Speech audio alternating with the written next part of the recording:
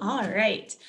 So what I would ask first, obviously, my name is Sarah Stratton. For those of you who don't know me, I'm one of the global and academic advisors in the Olin Business School. So I do manage a number of the programs that we run through our office, along with my colleague Maureen Wysocki, who is unable to be here at the moment. But thank you all for being here. And I would like to ask our past participants if they would go ahead and unmute themselves and share your name, what program you went on, and what your major is. That would be great. So Amy, do you want to go ahead and start? Sure, yeah. So I'm Amy. I studied abroad in Copenhagen, Denmark last year, and I'm a finance and psychology double major. So I'm actually second majoring in finance. So I can definitely talk more about what that's like. Was there anything else I was supposed to say? Nope, that's perfect. That's perfect. Hey everyone, my name, okay. Sorry, Sarah, go ahead. Okay, I'm Sarah Ruggie. I did the exchange program with Singapore Management University, so I was based in Singapore the whole time, and I'm a finance and supply chain management double major.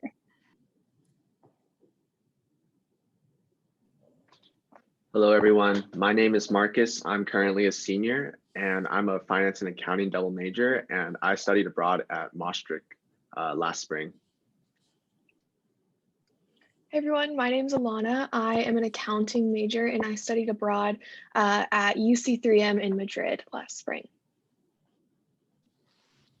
Hey everyone, my name is Dan. I'm a finance and healthcare management double major. I studied abroad in Milan last spring at Bocconi University. I'm Derek. I'm a finance and marketing double major, and I studied abroad in Buenos Aires, Argentina in the spring of last year. And my name is Angela Huang. I am a finance major, and I studied abroad in Ireland at University College Dublin. Great, thank you all so much. So what I would like to do, and just to let the students know who are here as well, feel free to put any questions you might have in the chat, or raise your hand or unmute yourself at any point if you have a question. I'll be monitoring the chat and able to ask those questions as well. So feel free to do that at any point. So first of all, one question that I have for our past participants is, why did you decide to go abroad? And then also, what do you wish you had known before going abroad?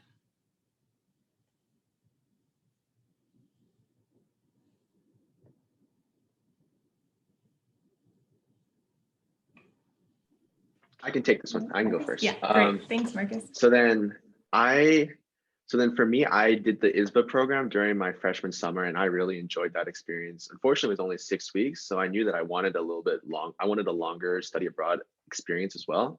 And when looking at the different programs, I really liked Maastricht because of the way that the teaching style was. And also I heard a lot of great things about Maastricht, about how it was a college town, which is definitely 100% true. Really enjoyed my experience overall there, despite coming back a little bit earlier. And something that I wish that I knew earlier, definitely don't pack too much. I know that gets mentioned a lot. I thought that I didn't pack that much, to be honest, but then I still struggled a lot, just because like there's just so many things that you want to buy there as well, that you're really going to need to buy another luggage if you're going to like shop as much as you're going to.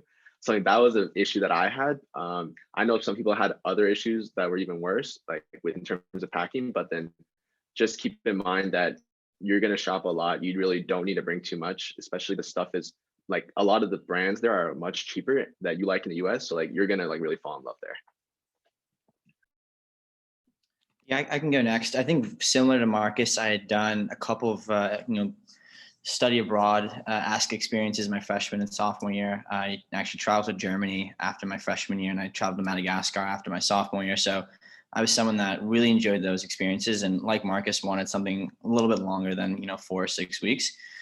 In terms of what I wish I knew before, I think I didn't really make a budget before, and I didn't kind of like plan how I was going to spend my money. So I ended up like just blowing through a lot of like my funds really fast, which I guess, worked out because COVID happened and we got sent home.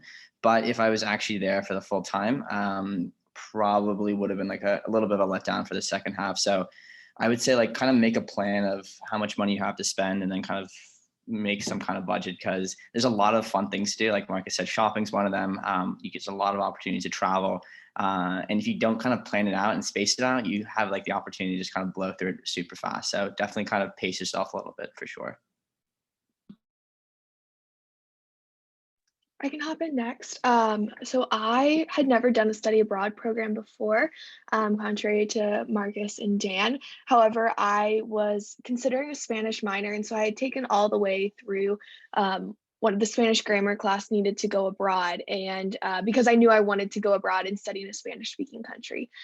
So that was kind of my path to getting to abroad. In terms of while you're abroad, similar to Dan, I would recommend thinking beforehand about, what you've already paid for through the university and what's covered through the university, and then what's not covered.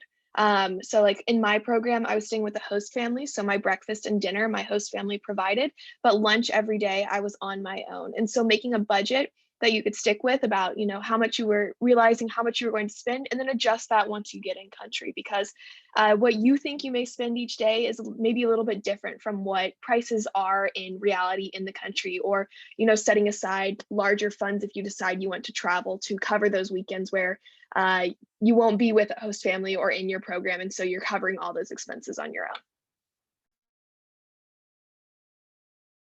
own. I can talk next. So I love the idea of going to Copenhagen because it's kind of a smaller city. And so I feel like you can really get a good understanding of it and like get to explore it a lot more. So that was really fun for me. And the program I was on was really cool because it had a lot of actual Danish students. It's at Copenhagen Business School. So I felt like we were really integrated with a lot of the students there. And I actually had to work in groups with a bunch of international students from other countries. Like I worked with people from New Zealand and Australia and like Canada and other parts of Europe. So that was really cool. And one thing I wish I'd known more was to explore the public transportation before I got there, because I feel like in St. Louis, we're not really used to using public transportation, especially if you live near campus. Like I just walk to campus every day. And so I had to figure out how to get like a Metro card there, and then also how to use the buses. And once I was able to figure that out, it was really great because there were like direct train lines to everywhere I needed to go, including the airport, and the buses were really easy to access and ran really frequently. So I would definitely recommend looking into public transportation for wherever you go. And again, that also kind of helps with budgeting. Can hop in next. When I went to Buenos Aires, I went there really because I wanted to get like an experience of living in South America. Most of my family is from South America, and I visited Mexico before, and I just wanted to spend like more than just a few weeks there and like really see if I like living there or not. So I think it's like a really cool opportunity to see like if you could live in this city in the future. So I think that's like a good way of looking at it. And something I wish I would have known was just like I kind of before I went, I tried to plan things out like a lot, but I'd say like maybe try to go with like an open mind and like really be aware of like some of the best experiences you'll have will be like spontaneous. You're not gonna really plan for them, and I think you just have to like let loose a little bit and not try to plan too much. Obviously, have a budget and figure out transportation because that can be pretty complicated, but give yourself some leeway and don't stress too much over like not regretting anything because yeah.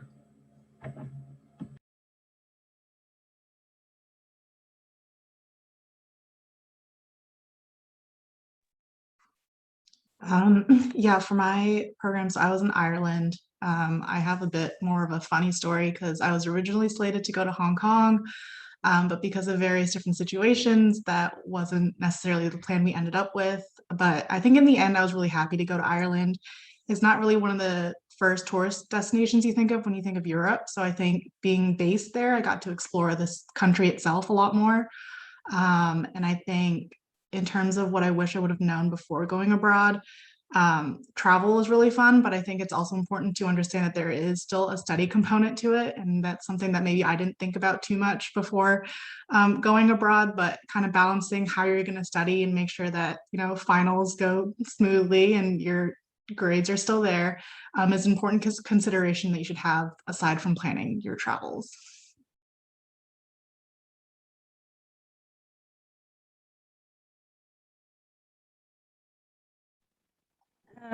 Yeah, I can say something real quick, I guess. but the thing that I think someone told me that really helped was to talk to people that went on your specific program before you go, because I had to figure out like housing. It was very weird with my school signing up for classes, and they saved me so much basically. And they told me everything to do. They helped me plan that budget like other people are talking about and know what to expect. So I'd really recommend that. Yeah, that's great advice. And unfortunately, we are unable to send any students abroad this spring. So you all are our last class of going abroad before you graduate. So that's why we really wanted to try and get some information from everyone this semester specifically. But going off of academics, I know a couple of you touched on it a little bit, but I just wanted to know how you found the academics at the university you went to or at the program you went on.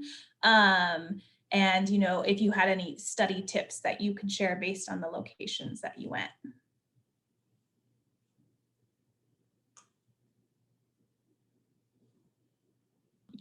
I can kick it off.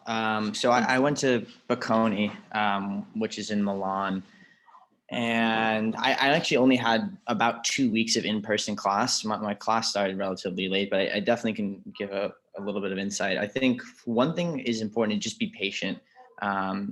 It's very different than WashU. That's, I think, the easiest way to put it. And you may be used to doing things a certain way or working in a group a certain way, or maybe getting things done ahead of time.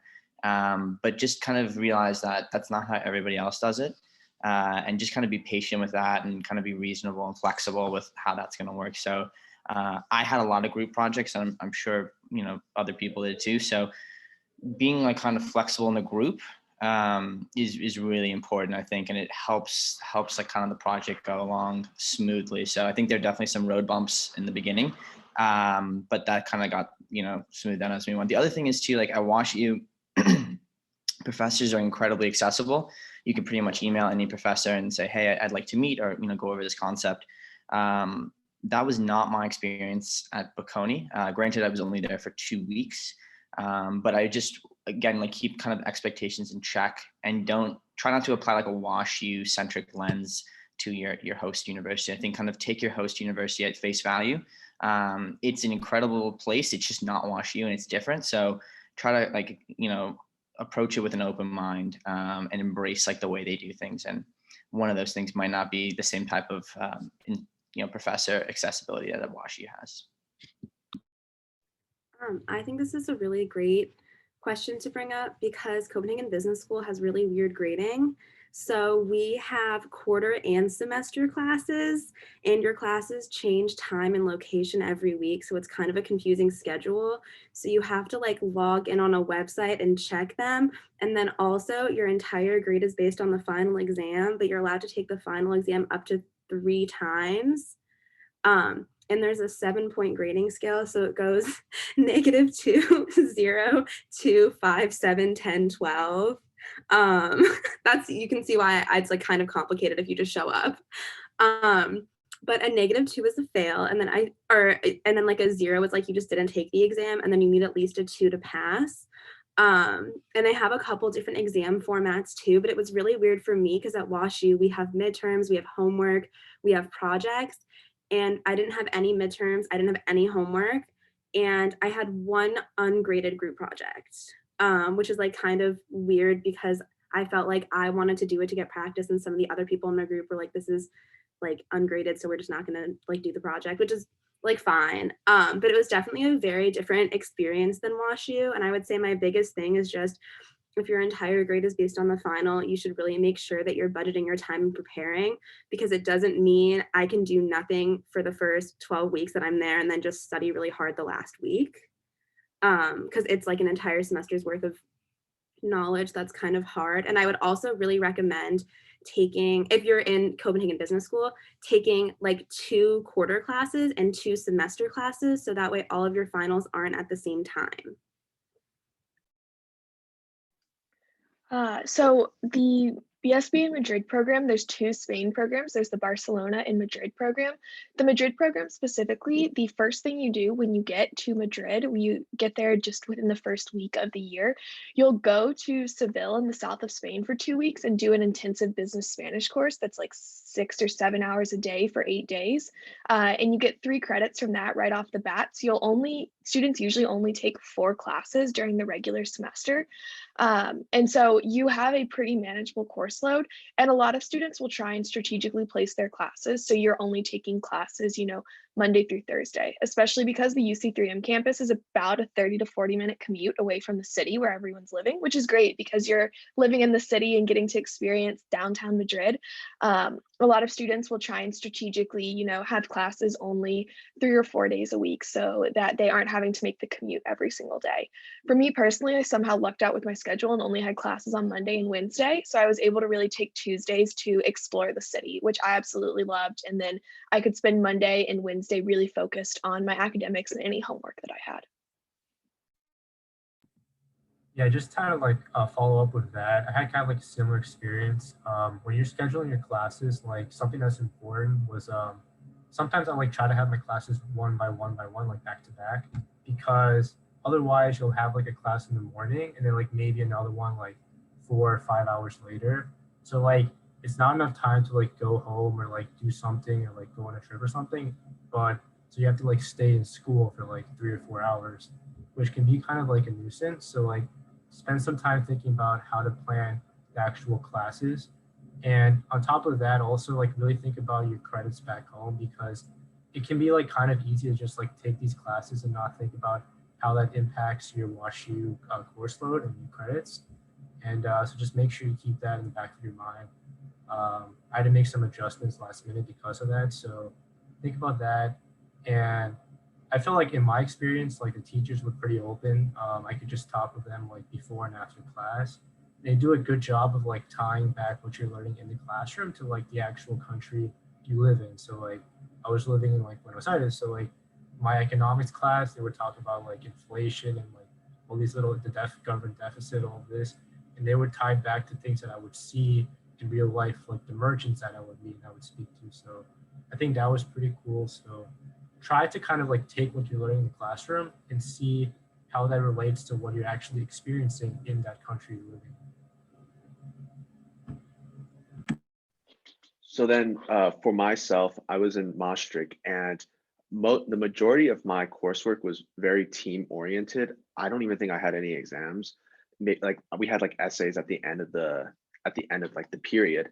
But then my advice would be, you really gotta like, I guess I was lucky. My professors were very willing to like respond to emails and answer questions. So then you really got to ask them questions and really try to figure out what you want to write about, because their grading scale is pretty hard because it's out of 10 and they're very satisfied with 6s, like giving 6s, which transfers back to like a C plus or like a B in the US. So then like an A is like an 8. So you really got to work hard to get those 8s. And the only way, like what I realized is the only way to do that is you really just got to keep asking them like for like advice and like how to best frame your essay. Because what I noticed is that like you can suggest something, but really there's like one right answer. I feel like when you're doing your essays, like it's their perspective, which is unfortunate, but like it's the best way to like really be able to do well in the class and also learn and have a good time.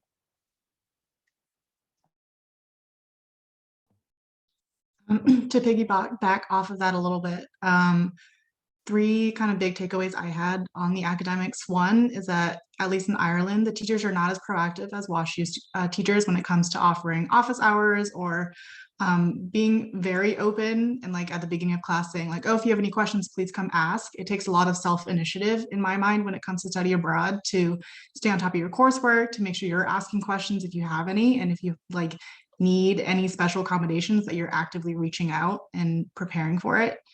The second one is with the Dublin Business School, they're really research heavy based. And I think that's different from the Olin Business School in that we do a lot more cases, presentations, case studies. So I ended up writing like 3 or 4 different research papers by the end of the semester, which I'd never done before. And it was really good that we were in team-based classes where I could ask some of the local students about some tips and tricks on how to write research papers. So highly encourage like engaging with local students and getting to understand how they manage the coursework. And the last one that I wanted to emphasize that Marcus mentioned is the grading system. I was talking to some of the friends I made who like live in Dublin, and they were like, oh, we've never gotten an A ever. It's just not part of their culture for teachers to give out A's. Most of them sit around B's and C's and are very happy if they ever place to a high B. So I think it's understanding the difference in grading scale. And for people like WashU and all of our students who are always aiming for that A, understanding there is a difference, but also not giving up and continuing to work hard to make sure that, you know, at the end of the day, you're learning a lot and you're getting the grades that you want.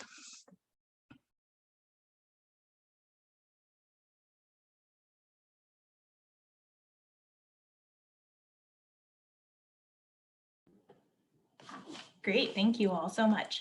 Are there any questions from the students who are here? Do you have any specific questions? If not, we can continue on with others, but I just want to give you all a chance to ask questions as well. I have a question. Mhm. Oh, sorry, I'll turn my, yeah, hello. Hi. I just wanted to know a little bit more about the social life for each of your programs, like how many other WashU students were there, and then what the interaction was like with other students, whether that be international WashU students or students from the university that you were studying at. Great question. I'll preface this by saying all of our programs that we do offer have a different amount of students that go on them, and some change from semester to semester. Others are pretty steady with the amount of students. So that just to give you an overall view of how many students go on our programs, it changes every semester. So this will be semester specific for these students. My program in Singapore, I believe, pretty much stays the same with 5 WashU students that go because it's an exchange. But that was actually one of the reasons I wanted to go on this program, because I lived with 2 Dutch girls and 2 Austrian girls. And it was me and one other WashU student. So we got really close. We all traveled, and I still keep in contact with them. And then as far as local Singaporeans, I really met them through my group projects and classes. And then from there, they would typically like invite us to dinner or even to their home. So it was a great time. There was even a big Facebook group of all the exchange students, about like 300. So they would say, oh, we're all going to like this place tonight. And there'd be times where there's like 20 students who would all hang out before we go out at night. So I had a blast. Yeah, I had a pretty similar experience in the sense that there were only 2 other WashU kids in my program, and I didn't really know them too well before the program. So, but it actually turned out really well. Like we got along really well, and they're actually good friends of mine now.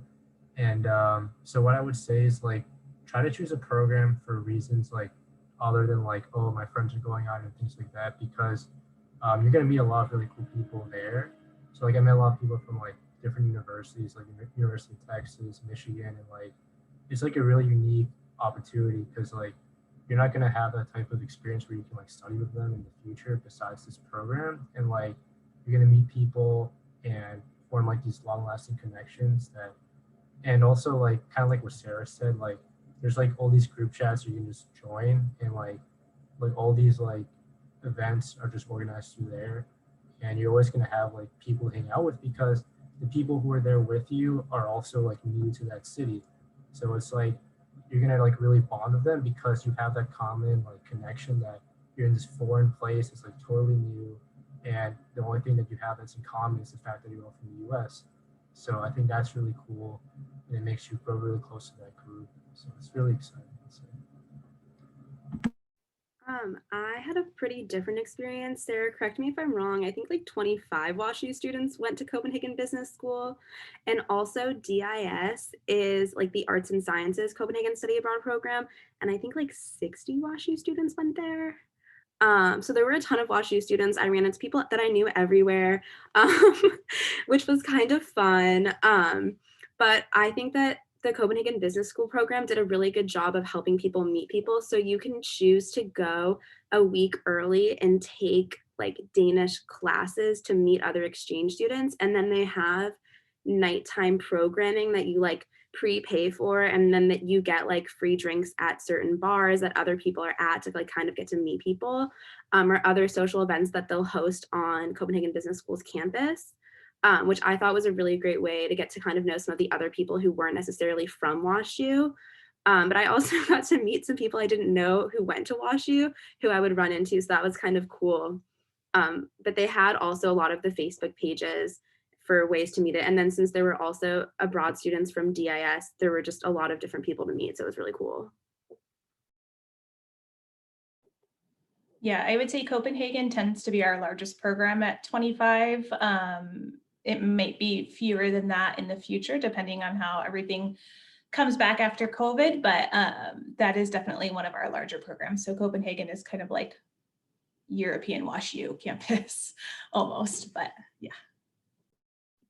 Yeah, I can go next. It's actually funny. I went to Copenhagen for a weekend, and I remember I saw like someone on the subway, someone at a museum, someone on the street. Like I literally saw like 5 people there, and like in like 2 days. So definitely a lot of WashU kids in Copenhagen. But in terms of Milan, I think there's 2 different experiences. So I did not live.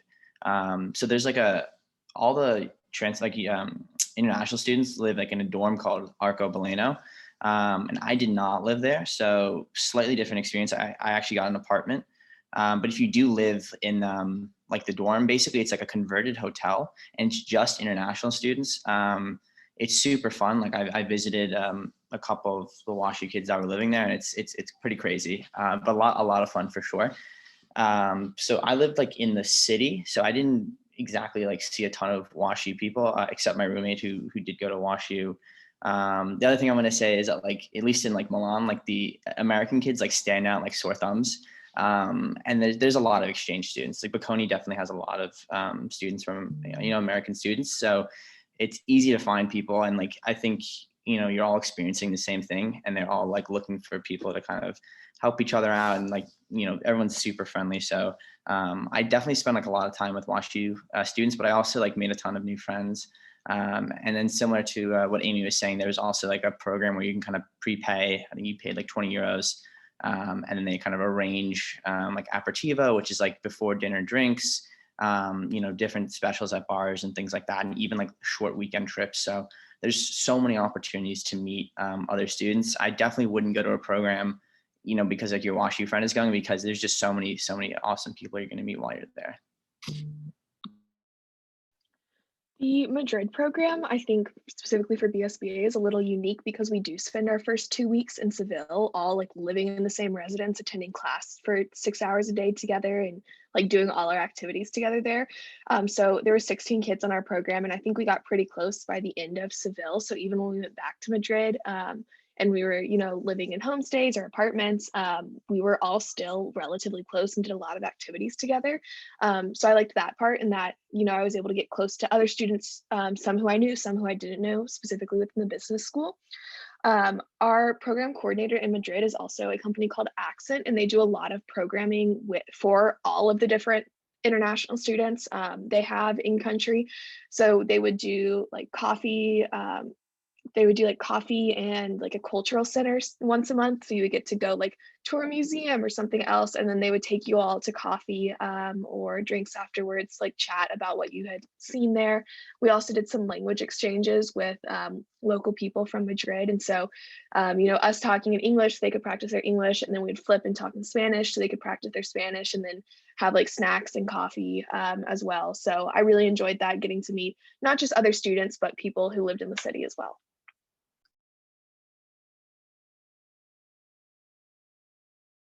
So then for my program, I was in a kind of like a college town. So definitely mostly people in that town were all people that were going to Maastricht. There were some like other people that lived there as well. But I would say predominantly the town was college kids. So then you definitely get to meet a lot of good friends. And especially through the classes that you join, you get to get really close with the people at school because they're all mixed. So then they have suggestions for you to go like where to go check out, and you guys go to hang out. And also you do a lot of trips with them as well, because the nice thing about Maastricht is it's really close to everything. So you can like take a bus somewhere or you can fly somewhere all within like under 2 hours, and you guys can just do a lot of good weekend trips. I would say that Maastricht itself, it is like a smaller town. So there's not necessarily like a huge nightlife. There's a lot of bars, but then it makes up for it with all the programs that the school hosts, like that, that really take the exchange students around like the city, doing these little like bar hops, which is really fun. And you just get to meet a lot of the local people.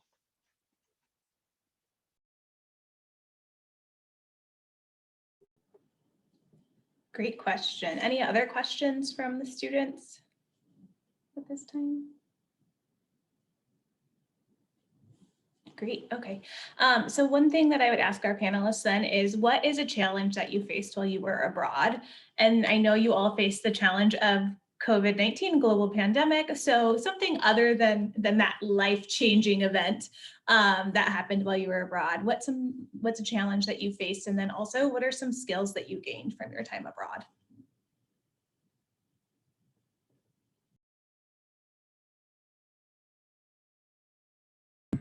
Yeah, I guess I can start here. One challenge that I had was like getting there. I brought like a burner phone, and I did it because like, let's say I got robbed or something, I want to just give up like a $10 or $20 phone there instead of like an iPhone. So, but the issue was like I had to get a SIM card for it to work, and I spent like over a week trying to figure it out because like I try to do it myself instead of just delegating to like the program. And they had a day where everybody wanted to get their SIM cards, but I wanted to do it sooner.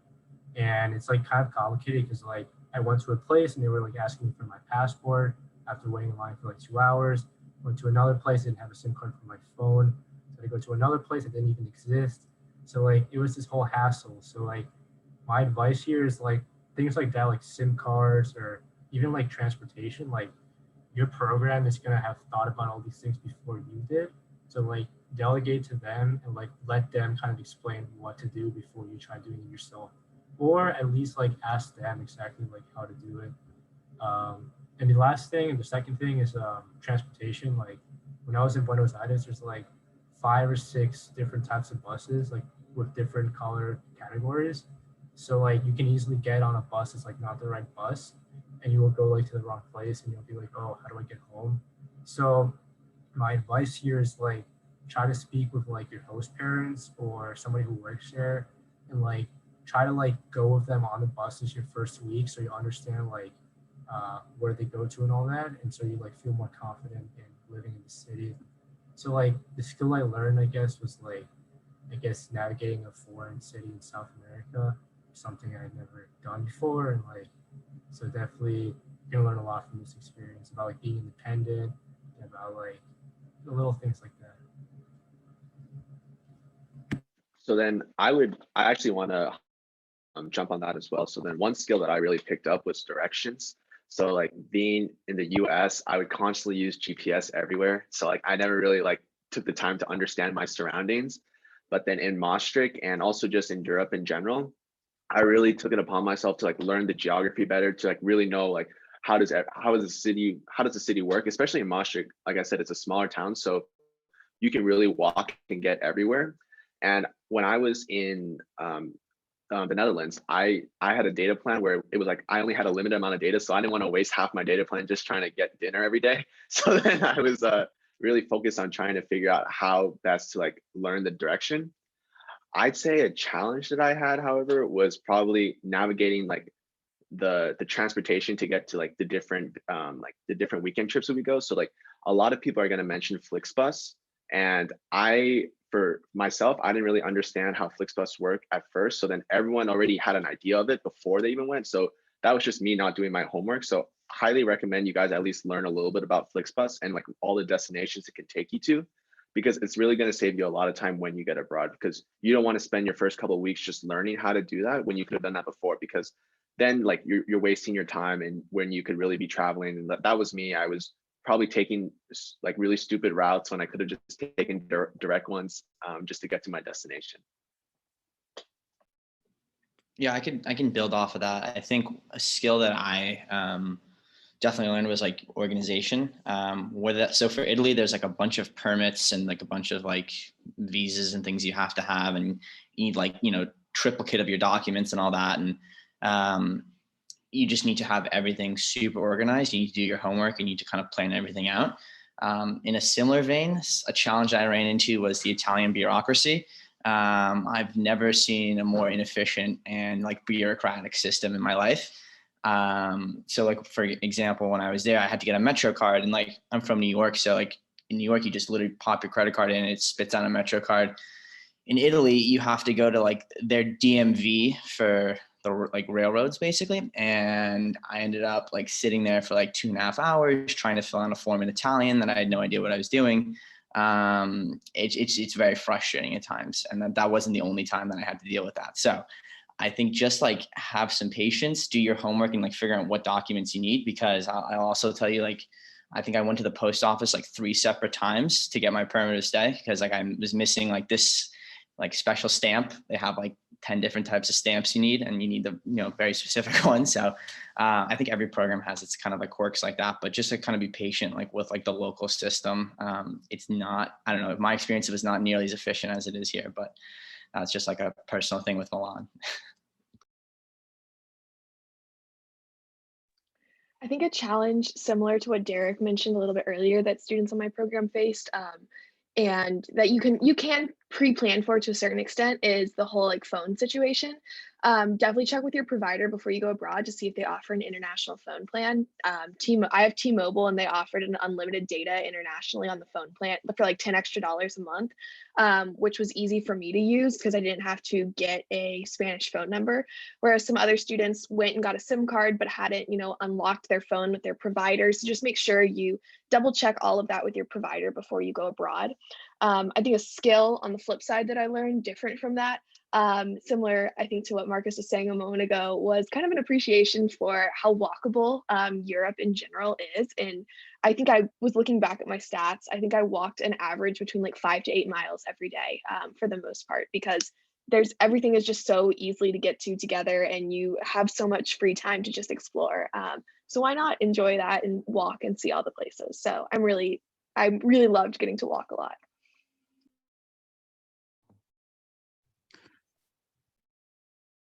I think the one thing that I wanted to add was that I don't think I understood how handy having like a student pass or a student card was when traveling around Europe.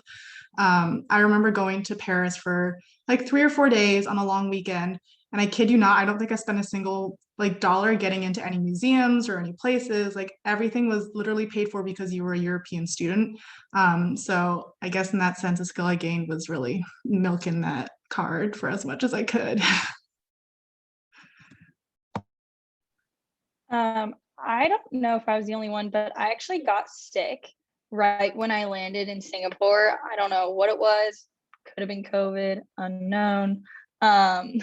But I had to go to the doctor every week for 3 or 4 weeks, and they finally gave me like medicine that actually works the last time, because I just kept telling them, no, I won't take the same meds you keep giving me because they're not working. And so that definitely taught me how to advocate for myself and expect the unexpected, because I was not expecting to get sick. And I had to like figure out the doctors. Luckily, I had the insurance through Singapore and the washing insurance they make you get. So that worked out. But that was an interesting experience. Yeah, kind of similar to Dan. I had a couple like bureaucratic, I guess, issues because you have to get like a citizen card and like a couple other things like an insurance form. And I guess an unexpected challenge is that I thought everybody in Denmark spoke English, and everyone in Denmark totally speaks English, but none of the street signs are in English. Nothing in the grocery store is in English. So I was really glad I did the Danish thing before so I could at least like count to 10 and like know some basic things. But something really great about the program is that you get a Danish buddy. So my Danish buddy was really great and she picked me up from the airport and helped me figure out like where I was living and took me to the grocery store and helped me figure out like what a few things were. So I would definitely say like take advantage of any of the resources that your school offers like that. Because we hadn't really messaged a lot before I got there, but she ended up being a really phenomenal resource and she was really helpful for a few things like that. And then also just like what everyone else was saying about public transportation, I really wish I had looked into that more before because I was initially buying like very expensive metro passes every time I had to use the train. And then it turns out that you can just get a refillable card and save a lot of money.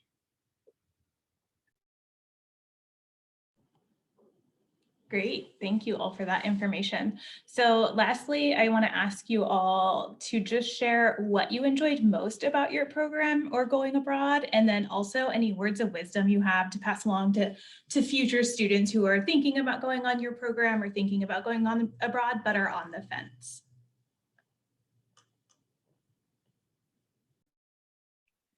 I can start. I mean, words of wisdom about going abroad. If you're on the fence, do it.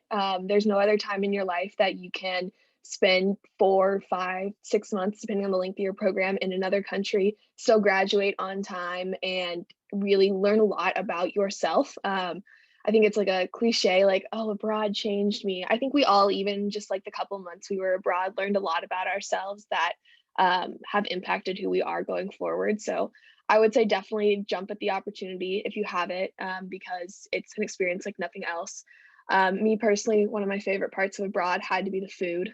Madrid has pretty phenomenal food. Well, a lot of places do, but Madrid, they do a thing called the Menu del Dia, where for $11, around $11 every day at lunch, in a majority of restaurants, you can get a coffee, entree, appetizer, dessert, and drink for 11 euros. And so having that like very steady every day, try a new restaurant, try their menu del dia. I absolutely love that. For me, abroad was just super carefree. And I think a lot of people also had that kind of similar experience. So it's just super nice to meet so many different people from like different universities, from all over, not just the US, from all over like maybe Asia, Europe. Everyone's just having a good time. It's just so much easier to make friends when everyone's just less stressed, and you really get to meet a lot of nice people. And also you get to travel to so many different places. That just goes back to like Maastricht specifically. It's just in the middle of everywhere. We got to travel everywhere and on a really nice budget as well. Got to explore a lot. Like Alana mentioned as well, the food is great. You get to go to different places. Like each part in Europe has different things that they're famous for. So like as an avid traveler, you get to go try each place's most famous dish. And also like I'm sure a lot of the programs that you're going to go on, they also help plan some traveling for you. So then for myself, we got to go to Berlin, and we also got to go to some other places in the Netherlands. We were supposed to go to Paris as well, but unfortunately COVID. But then even when I was in Berlin, I had an awesome time. It was the first trip that we did. I really enjoyed seeing the city, trying the bratwurst, because I love sausage. I like hot dogs. So I was like, it was a better, higher quality hot dog. Overall, a really great experience.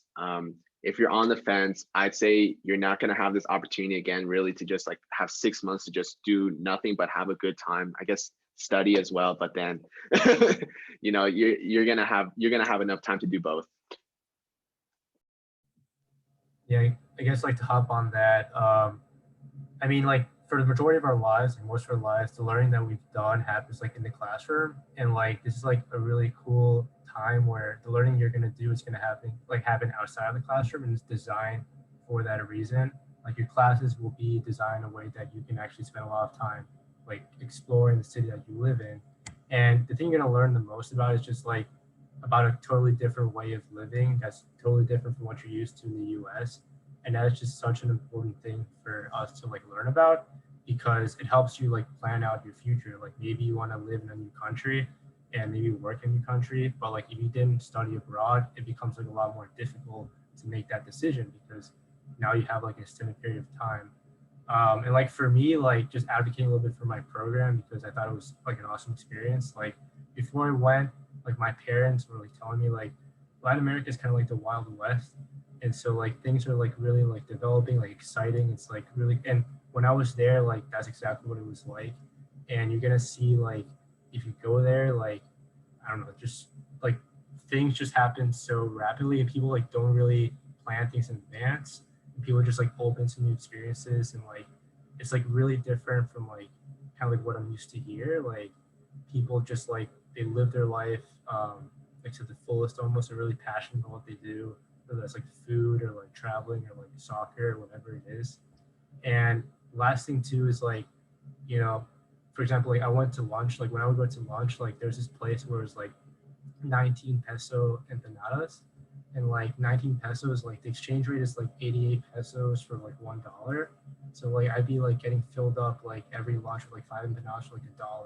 So like you can really stretch your dollar when you go to like these countries and like really like live like a king or queen, whatever it is. So I definitely recommend like veering out your comfort zone and like maybe visiting South America for sure.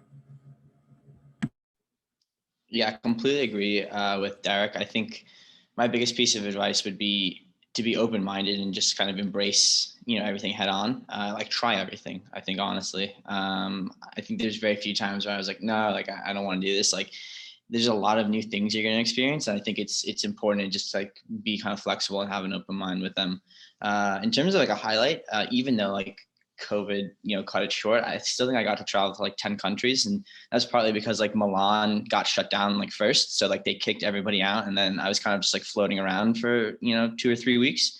But like the travel was like absolutely amazing. It's so easy to travel. And, like Marcus said, like each part of Europe is like known for like a specialty. So I think like definitely take advantage of that. I think like you have an appreciation for like each country's like specific thing. And I loved each country, like, for different reasons, but I love them all nonetheless. So I definitely would take advantage of the travels as much as possible, especially if you're in Europe. I'm gonna hop on a different vein and talk about, I guess my words of wisdom would just be to not just interact with study abroad students, to get to know the local students as well. For me, the best way to do that was to join extracurriculars. It did tie me down a little more, so I didn't get to travel as much. But for example, I joined like the dance society on campus, and I ended up being part of a competitive team, and we performed on like a national stage right before COVID hit. So it was kind of fun, but also kind of a bummer afterwards. But yeah, no, I think that was probably my most memorable experience, was getting to hang around with local students, get to understand how they live their everyday lives. And then I still have friends and connections from that experience, and I wouldn't change it for anything. Kind of going a little bit more back to Dan, I guess. I would say traveling is definitely really great, but I would say don't forget to also look around where you are. Like I definitely spent a good probably 3 weekends just exploring Copenhagen because there's so much to do there. And then also like there's a really famous museum that's like an hour and a half train ride away, or like castles. So make sure that you also are taking advantage of where you are. But I guess like biggest piece would be to make sure that you're like able to adapt to situations, and that you should try to not say no to new things. Like I know I was supposed to go to Milan the weekend that everything happened. So we had to book a trip last minute. We ended up going to Belgium. So beautiful. We like met random people and traveled around with them. And it was so much fun. And like it was just because we were really able to like adapt to the situation and kind of like make the best out of everything. So I would say just try and look at everything in a really positive light, because when you look back on your study abroad later, you're going to really remember the positive things. So try and focus in on those. Yeah, so one of my biggest takeaways from abroad, I think, was that there's a difference between living in a country for an extended amount of time and just visiting for a couple days or whatever. I don't know if you guys experience this, but after a month, I called my dad and I was like, I'm kind of bored. Like, I feel like I've seen it all. And he told me like, that's when you know you're living in like the city, country, whatever it is. So even in that like 2.5 months that I was in Singapore, I still got to go on 5 weekend trips and got to see the region that other people are talking about with those like travels. But I really liked living in a city versus just visiting.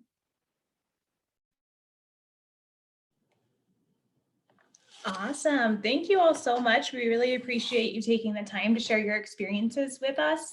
Again, I'll open it up to the students who are on if you do have any questions, or if the students on the panel have any last minute things that come to your mind, feel free to share.